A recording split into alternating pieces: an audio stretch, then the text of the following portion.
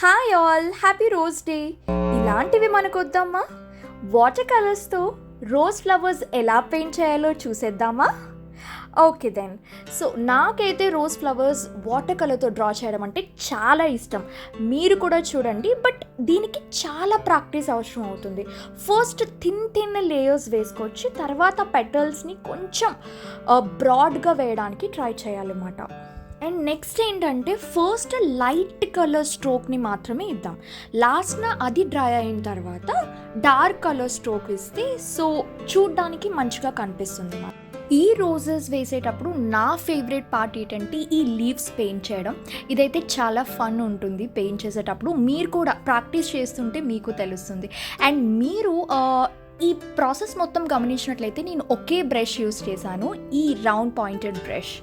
So బాగుందా నా painting? మరి సబ్స్క్రైబ్ చేసుకోండి. బాయ్.